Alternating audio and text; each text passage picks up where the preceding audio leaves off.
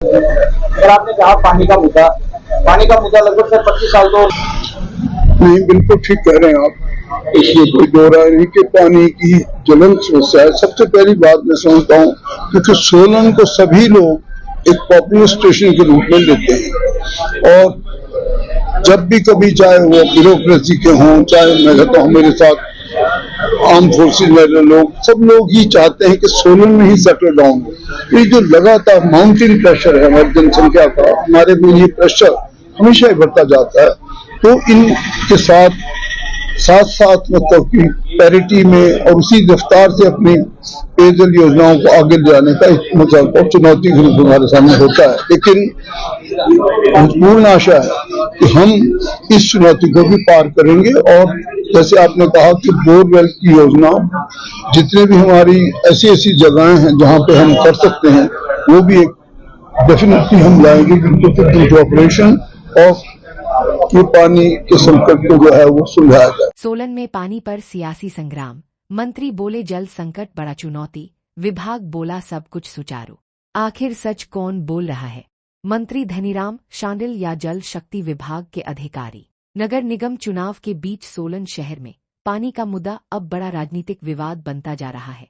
एक ओर स्वास्थ्य एवं नगर निगम चुनाव प्रभारी मंत्री कर्नल धनीराम शांडिल शहर में पानी की समस्या को लंबे समय से चला आ रहा बड़ा संकट बता रहे हैं। वहीं दूसरी ओर जल शक्ति विभाग दावा कर रहा है कि शहर में पेयजल आपूर्ति पूरी तरह सुचारू है और प्रतिदिन औसतन 82-69 लाख लीटर पानी उपलब्ध करवाया जा रहा है।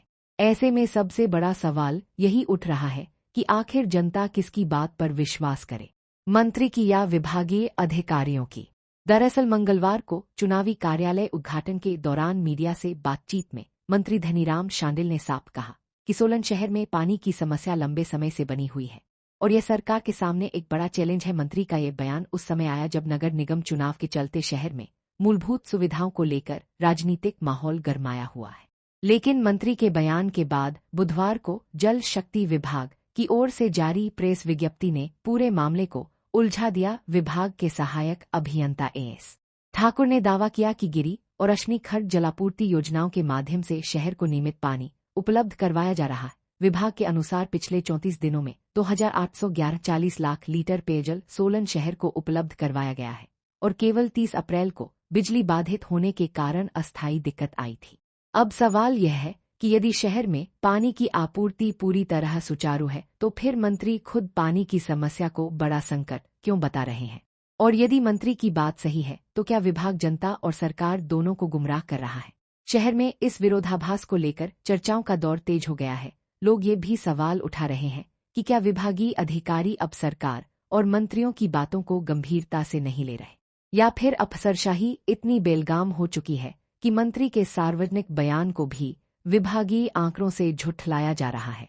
नगर निगम चुनाव के बीच पानी का मुद्दा अब राजनीतिक हथियार बनता दिख रहा है। विपक्ष भी इसे लेकर सरकार को घेरने की तैयारी में है, क्योंकि जमीनी हकीकत यह है कि शहर के कई क्षेत्रों में लोग आज भी अनियमित जलापूर्ति और कम प्रेशर की शिकायत करते नजर आते हैं। ऐसे में आम जनता असमंजस में है कि आखिर सच क्या है? क्या मंत्री शहर की वास्तविक समस्या बता रहे हैं या फिर विभाग सिर्फ कागजों में सुचारू जलापूर्ति दिखाकर अपनी जिम्मेदारी पूरी मान रहा है? कुछ ज्वेलरी से पहनी नहीं जाती, वो आने वाली पीढ़ियों की पहचान होती है। लेगेसी का मतलब सिर्फ साल नहीं होते, वो रिश्ते होते हैं जो वक्त के साथ और गहरे होते जाते हैं। वर्मा ज्वेलर्स का नाम सिर्फ एक ब्रांड नहीं, एक परंपरा है।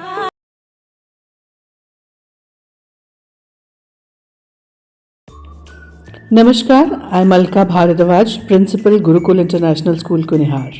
At Gurukul, we offer NEP-oriented modern education for the holistic development of your child.